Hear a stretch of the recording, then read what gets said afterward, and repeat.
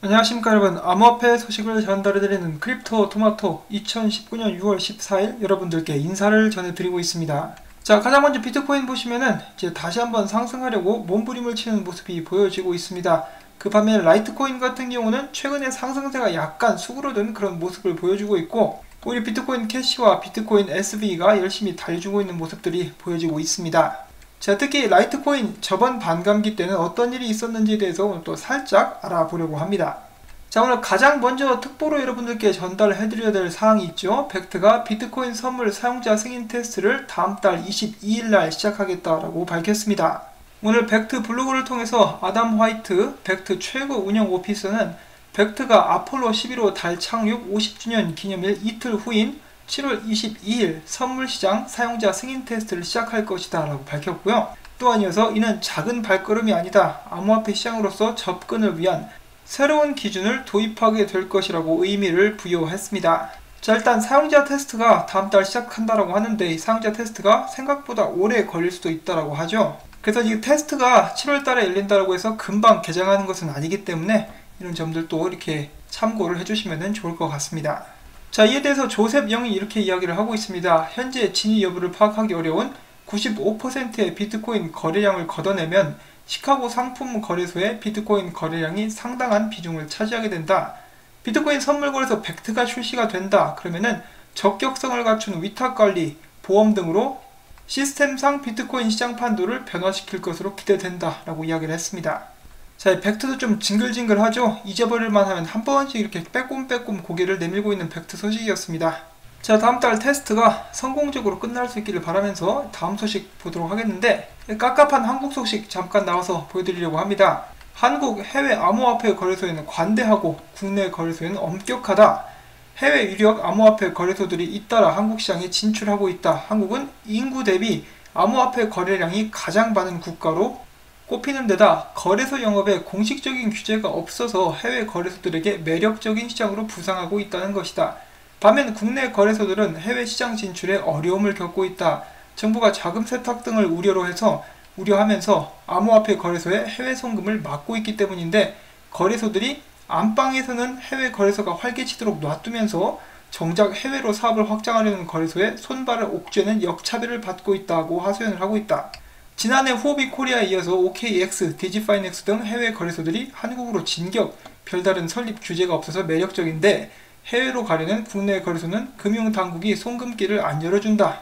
자, 그런데 여기서 또 함정이 있는 게, 얘네들 후오비, OKX, 디지파이넥스 같은 경우는 이 벌집 계좌를 사용하고 있습니다. 이걸 이제 못하게 막으면은 이 업체들도 한국 내에서 사업하는 것이 힘들어지지 않을까 하고 생각을 해봅니다.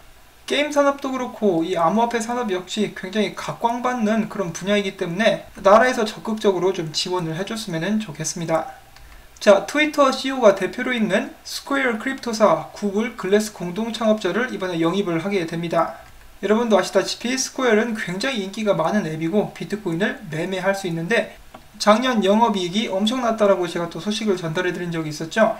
앞으로도 계속해서 사업이 확장해 나가는 것을 확인을 해볼 수가 있습니다. 이 구글 글래스의 공동 창업자 스티브 리의 이력을 잠깐 보면은 구글에서 스마트폰용의 앱, 구글 맵 등의 개발에 참여하였으며 구글 글래스의 공동 창업자이고, 또한 비트코인 관련 비즈니스 확장에 주력하고 있는 것으로 알려져 있습니다. 자, 그리고 구글 클라우드에서는 이번에 체인 링크를 통한 클라우드 데이터 온체인화 가능성을 언급을 했는데, 이것 덕분에 링크 코인이 58% 상승한 그런 계기가 되었다라고 합니다. 자, 그 다음은 하루에 한 번꼴로 나오게 되는 페이스북 글로벌 코인에 관한 소식입니다. 월스트리트 저널이 자체 암호화폐 발행을 추진 중인 페이스북이 이미 10군데 정도 되는 기업들과 파트너십을 체결했다고 보도를 했습니다. 이 중에는 비자와 마스터카드, 페이팔, 우버 등도 포함이 되어 있다고 합니다.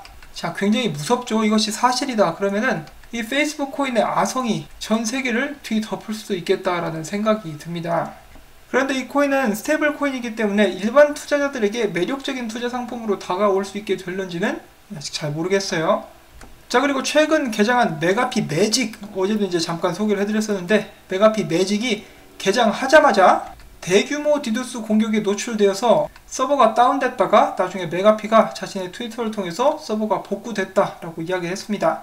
자, 어떤 놈들인지는 모르겠지만은 메가피 삼촌 좀 그만 괴롭혀라 이놈들아. 메가피 매직 어떻게 생겼는지 한번 볼까요? 이렇게 생겼습니다. 이 굉장히 좀 초라하게 생겼죠. 이 굉장히 부실하게 생겼습니다. 부실공사한 대한민국 아파트처럼 생겼죠. 그런데 여기서 이제 장외거래까지 이렇게 지원을 하고 또 직불카드도 나온다라고 하니까 이 굉장히 신기할 따름입니다. 과연 누가 사용하게 될지 부디 메가피 형님의 삼촌의 건투를 빕니다. 다음은 오랜만에 퀀텀 소식이 있습니다. 퀀텀 창업자가 자신의 트위터를 통해서 퀀텀은 70여 개 국가에 걸쳐서 5,300여 개의 풀노드 네트워크를 구축하고 있다. 풀노드 규모로만 따졌을 때는 퀀텀은 비트코인, 이더리움에 이어서 세 번째다. 또한 풀노드 개수만 따졌을 때 퀀텀은 세계에서 가장 큰 지분증명 스마트 컨트랙트 네트워크다 라고 덧붙였습니다. 자, 그 다음에 좀 신기한 소식이 나왔습니다. 비트파이넥스가 다른 거래소죠 OKX의 두 가지의 토큰을 지원하겠다라고 발표를 한 것인데요. 정말 이례적인 상황이라고 볼 수가 있겠습니다. 앞으로 비트파이넥스에서는 OKX의 토큰인 OKB 그리고 USDK를 지원하게 될 것입니다. 이걸 보면서 저도 좀 약간 어이가 없었는데 이 비트파이넥스는 왜 자꾸 이렇게 수상한 짓을 하는지 모르겠어요. 이건 뭐 거의 코인베이스에서 BNB 토큰 파는 거랑 비슷한 것 같은데 도대체 무슨 꿍꿍이가 있는지 굉장히 궁금합니다. 자, 그 다음엔 국제적인 뉴스 이슈로 떠오르고 있는 소식이죠. 홍콩 대규모 시위인데요. 범죄인 인도 조례 개정안을 놓고 아시아 최대 금융센터인 홍콩에서 사상 최대 규모의 100만 명이 넘는 군중 데모로 미국 투자은행 등 1,300여 개에 이르는 미국 기업이 거점을 두고 입주해 있는 국제 금융센터로 번영하던 홍콩이 극심한 혼란으로 빠져들면서 반대로 암호화폐 시장이 최대 수혜자라는 분석이 나오고 있습니다. 이대로 긴장과 혼란이 장기화되면 화웨이 기술 문제와 무역 제재 관세에 관련한 통상 교섭이 진행 중인 가운데 미중 관계에도 영향을 미칠 것이 분명하고 홍콩도 대중 보복 조치의 표적이 될 가능성도 배제할 수는 없겠습니다. 따라서 이와 같은 국내 불안 요소의 경우 주식시장에는 어두운 그림자를 드리우게 되지만 그 반면에 암호화폐 시장 및 비트코인 비즈니스에는 안정된 자산 유지 및 대규모 도피 자산의 탈출구가 될 수 있다는 것인데, 자, 이 중국이라는 나라가 전 세계에 영향력을 굉장히 많이 끼치고 있죠. 또한 계속되는 기사를 하나 소개를 해드리려고 하는데요. 이 중국의 스테이블 코인 테더가 그렇게 많이 유입이 된 상태라고 합니다. 자, 중국으로 유입된 스테이블 코인 테더량이 62%를 넘었다는 분석이 나왔습니다. 일각에서는 미중 무역 전쟁으로 인해 중국 내 자산 가치를 해지하려는 용도로 테더가 징검다리 역할을 하고 있다는 주장이 잇따랐고요. 암호화폐 분석업체인 체인 아날리시스의 분석에 따르면은 테더 블록체인 정보로 미뤄볼 때 올해 2분기 중국의 테더 수요량은 더 올라서 전체 60% 이상을 담당한다라는 분석이 나왔습니다. 특히 올해 중국으로 흘러들어간 테더 금액은 3월 100억 달러를 넘었고 5월에는 150달러에 근접을 하게 되는데요. 지난달 미국 경제 전문지인 포브스에 따르면 시장 전문가들은 중국 투자 자금이 비트코인 시장으로 유입되는 현상에 미중 무역전쟁 시기가 맞물린다라고 주장을 했습니다. 중국은 자국 내 외화 유출에 대해서 매우 민감하지만 그 반면에 중국인들은 기를 쓰고 돈을 빼낼 방법을 찾고 있다 라고 또 금융기업 분석가가 이야기를 했습니다. 자, 그동안에 중국이 비트코인 가격 상승을 견인하고 있다는 말은 굉장히 많이 나왔었습니다. 자, 그런데 오늘 기사를 보니까 중국 사람들이 테더를 많이 사들이고 있다. 중국 사람들이 테더를 계속 사니까 이제 비트파이넥스에서는 테더를 계속 발행을 하고 있다. 그리고 또한 제가 어제 전달해드린 그런 정보에 의하면 테더 전체 시총이 올라갈 때 비트코인 가격도 따라 올라간다. 중국인들이 계속해서 테더를 사들이고 있어서 테더 시총은 올라가게 될 텐데, 그러면은 비트코인 가격도 앞으로 점차 계속해서 올라갈 수도 있지 않을까라고 저희가 유추를 한번 해볼 수가 있겠죠. 자, 이런 현상은 중국 당국이 더욱더 적극적인 제재를 가할 때까지 아마 지속될 것이라고 생각을 해볼 수가 있겠습니다. 그래서 결과적으로는 이런 면을 봤을 때는 중국이 비트코인 가격 상승을 견인하고 있다라고 봐도 이제 무방할 것 같습니다. 자, 과연 비트코인 가격을 어디까지 올릴 수 있을 것인가? 저희들은 그게 궁금하죠.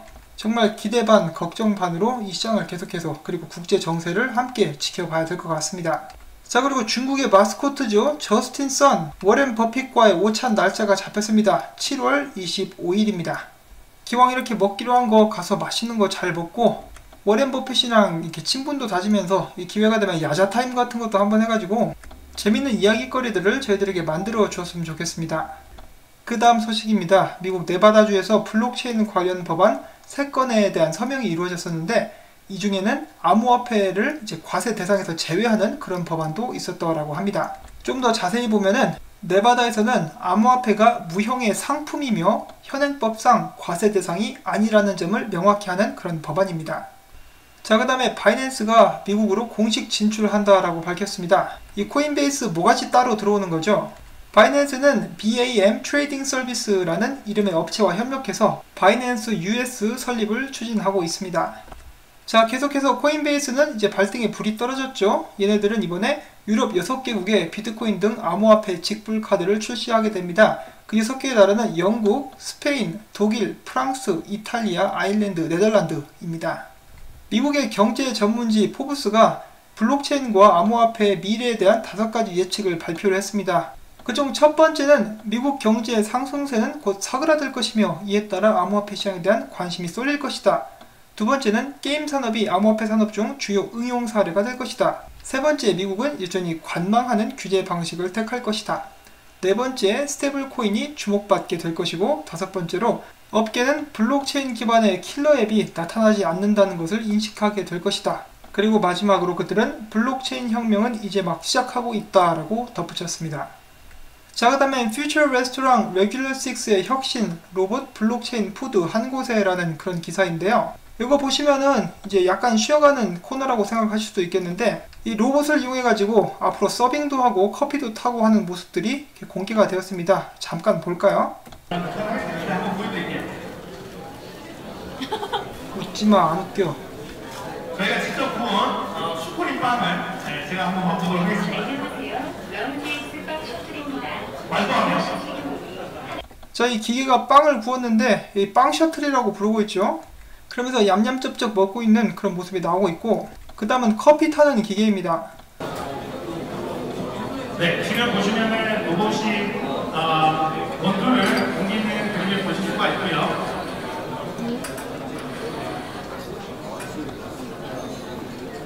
자, 지금 외국에 실제로 이런 기계가 있어요. 커피 타주는 기계 말이죠. 이게 지금 이렇게 즐겁다, 막 신기하다 이렇게 생각할 게 아니라 사람들 일자리가 사라져 갑니다. 그리고 또한 제가 오늘 이 트위터에서 본 영상인데요. 지금 보시면은 미국의 슈퍼마켓 체인이죠. 월마트 아닙니다. 기계가 돌아다니고 있죠. 이 사람 대신에 기계가 일을 하는 그런 분야들이 늘어나고 있습니다. 특히 생산직, 단순 노동 같은 부분에서 말이죠. 근데 뭐 커피도 타는데 뭐 이런 것도 하는 건 당연하다라고 볼 수가 있겠는데, 이런 거를 보면은 이 굉장히 좀 소름 돋죠. 지금 월마트에서 일하는 인원들이 몇 명이며, 여기 앞에서 보셨었던 그 빵을 굽는다라든지 서빙을 한다라든지 커피 바리스타들도 있는데 전부 다 기계에 밀릴 가능성이 높아지고 있다는 것입니다. 신기하기는 한데 이렇게 사람들 입장에서는 그렇게까지 반길만한 사항은 아니다라고 저는 말씀을 드리고 싶습니다. 자, 그 다음에 라이트코인에 관련된 소식 한 가지를 이렇게 정보라고 봐야겠죠. 여러분들께 전달을 해드리려고 하는데, 여기는 이 남자 마스터 라이트코인 올타임 하이 인커밍, 이제 아이디만 봐도 라이트코인 매니아라는 것을 알 수가 있겠죠. 이 사람이 트윗을 통해서 이렇게 이야기를 합니다. 내 생각에 라이트코인의 상승세는 앞으로 약 10일 정도만 더 이어질 것 같다. 나는 라이트코인을 비트코인으로 바꾸기 시작했다. 2015년 반감기 때에는 라이트코인 반감기 45일 전까지 계속해서 가격이 상승하고 고점을 찍었고, 그 후로 73%의 떡락을 맞았다. 6월 22일이 되면은 반감기 45일 전이 된다. 만약에 당신이 돈을 벌고 있다면은 수익 실현하는 것을 고려해 보시기를 바란다 라고 이야기를 남겼습니다. 물론 과거에 이런 식으로 일이 있었기 때문에 이것이 100% 똑같이 반복된다라는 그런 보장은 없었지만은, 보통 사람들이 말하는 거 있죠. 루머에 사고 뉴스에 팔아라.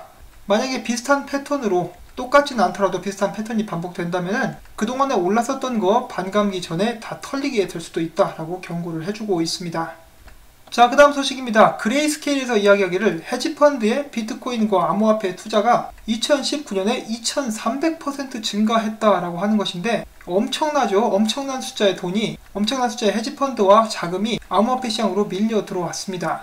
그러면서 CCN에서는 암호화폐 전문 미디어죠. 이야기하기를 비트코인 가격이 변동성이 감소되면서 화폐로 자리를 잡고 있다라고 이야기를 하고 있는데, 작년에도 이런 이야기를 한 적이 있었죠. 6,000불대에서 화폐로 자리를 잡아간다라고 했는데, 그런 이야기가 나오고 나서 얼마 되지 않아서 급격한 가격 변동이 있었던 일이 있었습니다.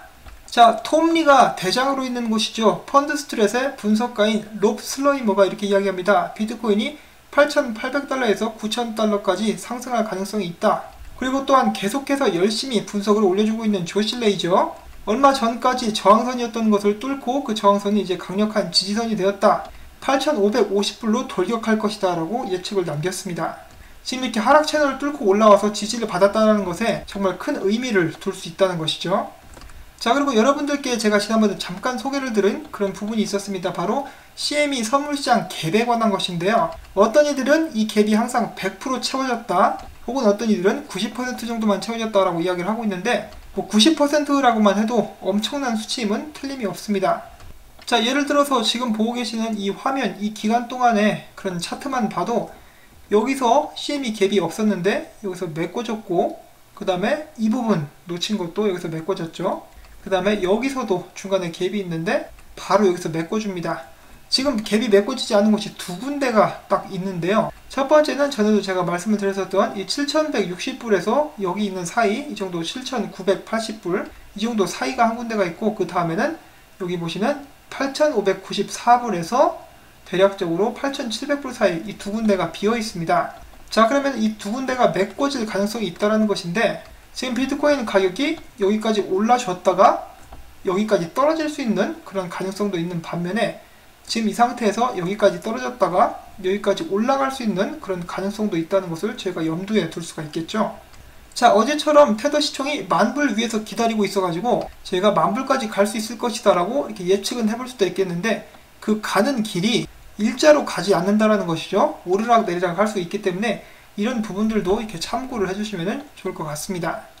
자, 그 다음에 제가 또 영상 마치기 전에 여러분들께 한 가지 또 전달해 드리고 싶은 것이 있는데요. 제가 어제 웨일 얼러트를 통해서 어떤 고래놈이 18,900개의 비트코인을 코인베이스로 옮겼다라고 소식을 전달을 해드렸었죠. 그래서 그것을 던질 가능성도 있다라고 말씀을 드렸었는데, 나중에 봤더니 그 고래놈이 무슨 짓을 했느냐, 몇 시간 동안 사람들 긴장하게 만들고 나서 똑같은 숫자 18,900개의 똑같은 숫자의 비트코인을 다시 코인베이스에서 꺼내서 지갑으로 옮겼습니다. 그래서 이 사람도 이야기를 하고 있죠. 그것은 페이크였다, 가짜였다. 이것이 지금 돈 있다고 사람을 조락펴락하고 있는 것인데, 이 건방진 고래, 이 거만한 엉덩이에 작사를 한번 딱 꽂아버렸으면 좋겠습니다. 자, 이렇게 해서 저는 오늘도 준비한 소식들을 여러분들께 성공적으로 전달을 해드릴 수가 있었습니다. 자, 영상이 길어졌기 때문에 오늘도 바로 마치도록 하겠습니다. 이 정보들이 여러분들께 도움이 되셨다면 구독과 좋아요, 그리고 수고했다는 의미에서 제가 계속해서 또한 이 채널 유지할 수 있기 위해서 여러분들의 도움이 필요합니다. 광고 시청을 광고가 처음부터 끝날 때까지 꼭 시청해 주시기를 다시 한번 부탁의 말씀을 전하면서 전 다음에 새로운 소식 가지고 또 찾아뵙도록 하겠습니다. 안녕히 계십시오.